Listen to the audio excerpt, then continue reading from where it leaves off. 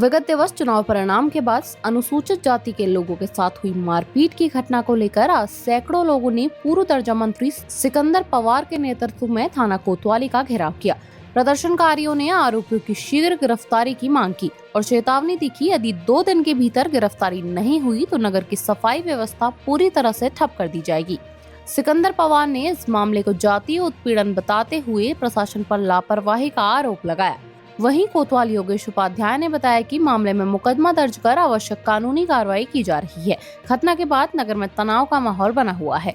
सभी को मालूम है ये हमारी एफआईआर जो है पहले ही कल हो चुकी है, मगर भाई हमारा पुलिस प्रशासन थका हुआ था क्योंकि सब बूथ पे थे वहाँ पे जहाँ इलेक्शन हुए हैं। तो मुझसे माननीय इंस्पेक्टर साहब ने भी और सीओ साहब ने भी और एसपी साहब ने भी कहा कि पवार जी 1 दिन का टाइम दे दीजिए। मैंने इनसे सिर्फ यही कहा, मैंने कहा मान्यवर देखिए, हम कोई असामाजिक तत्व तो है नहीं हमारे बीच में जो तोड़ फोड़ करें या वो करें। हमारे अंदर सब ठीक ठाक लोग हैं और ये एक समाज की बात नहीं है, यहाँ पे सर्व समाज।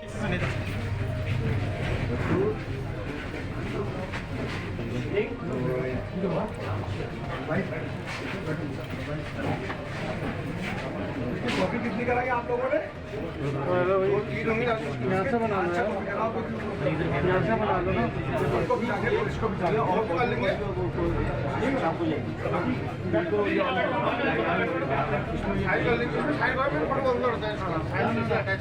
बता दूं इसी मामले में एफआईआर पंजीकृत हो चुकी है कि एफआईआर नंबर 68/25 SC/ST में हमने एफआईआर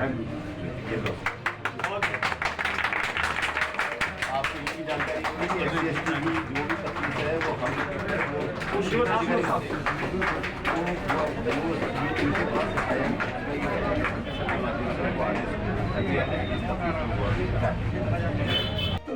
क्या दिखाना चाह रहे हैं ये लोग यहाँ पे? क्या दिखाना चाह रहे हैं ये लोग यहाँ पे? अरे आज सरकार कह रही है सबका साथ सबका विकास, और ये असामाजिक तत्व जो कहां से निकल के आ रहे हैं, ये डायरेक्ट ही चाकुओं से, निकिल से और अन्य चीजों से वार कर रहे हैं। क्या दलित समाज यहाँ पे सुरक्षित रहेगा या नहीं रहेगा? आज मैं ये बता दे रहा हूँ आप लोगों को।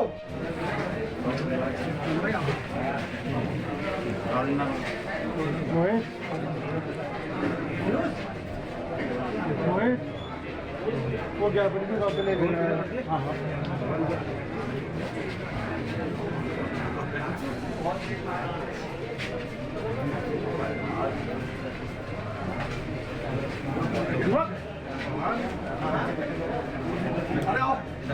जैसा कि आपको विदित होगा कि कल जो पंचायत चुनाव का रिजल्ट आया था उसमें हमारे छोटे भाई रोहन खगमरा सीट से बीडीसी मेंबर के पद पे निर्वाचित हुए, तो उनकी इस खुशी को उनके विरोधियों द्वारा पचाई नहीं गई और हमारे कुछ बुजुर्ग साथी जो हमारे रोहन भाई के परिवार के सदस्य थे उन पे धारदार हथियारों से हमला किया गया।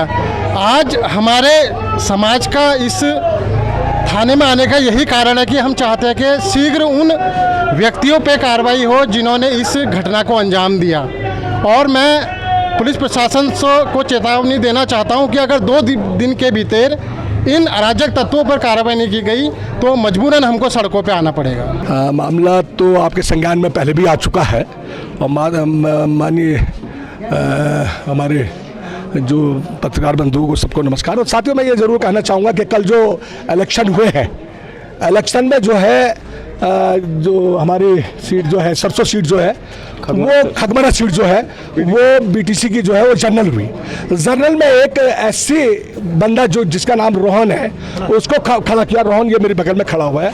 रोहन जो है बड़ी भारी मतों से जीत गया और जो उसके विपक्ष में जो लोग खड़े हुए थे उन लोगों ने इनको घेर के और धारदार हथियारों से, यानी कि जो वकील साहब हैं दिनेश जी वकील जी हैं, उनको ये घाव आए हुए हैं, आप देख लीजिए ये घाव आए हुए हैं, ये चोट लगी हुई है, ये हाथ टूटा हुआ है, कई लोग घायल हुए हैं। 2 और घायल। और उन लोगों का जिन लोगों ने इन पे वार किया है उनका रिकॉर्ड पहले से ही गंदा है और शुरू से ही वो लड़ाई दंगे करते हैं। और हमारी मांग प्रशासन से शासन से है, प्रशासन से ये मांग है कि उनके ऊपर गैंगस्टर लगाया जाए और SC एक्ट के तहत कार्रवाई की जाए। और साथ ही साथ ये मैं जरूर कहना चाहूंगा कि ऐसे असामाजिक तत्वों को जो सह दे रखी है, वो चाहे किसी ने भी सह दे रखी है, उनको भी होशियार करते रहूं मैं। ये सह कब तक नहीं चलेगी। ये समाज आज वो समाज नहीं है, ये समाज आज जागरूक समाज हो चुका है। इनके बच्चे आज IAS PCS बन चुके हैं। ये इनके गोद के बैल नहीं है, ये किसी के जो जिसका मन आया, जो उसने चाकू मार दिया, उसने जिसने ये मार दिया। तो मैं ये हमारी मांग है कि तुरंत उनको गिरफ्तार किया जाए। अगर उनकी गिरफ्तारी 2 दिन के अंदर नहीं हुई तो हम पूरे शहर की सफाई व्यवस्था बंद करा देंगे। हमारे अध्यक्ष जी राजपाल पवार जी आए हुए हैं और दीपक जी भी आए हुए हैं, ये सब लोग आए हुए हैं। हमारा यही कहना, अगर 2 दिन के अंदर गिरफ्तारी नहीं हुई तो पूरी सफाई व्यवस्था बंद कर दी जाएगी और राजमिस्त्री जितने हैं कोई काम पे नहीं जाएगा। ये हुआ है कल जो है, ये जब ये काउंटिंग ख़त्म हुई तो इनका कहना है कि उसी बाज़ार में इनके साथ जो ये BDC कैंडिडेट जो इनका ये जो ये विजयी घोषित हुआ था, उसके साथ हारे हुए कैंडिडेट ने मारपिटाई की है।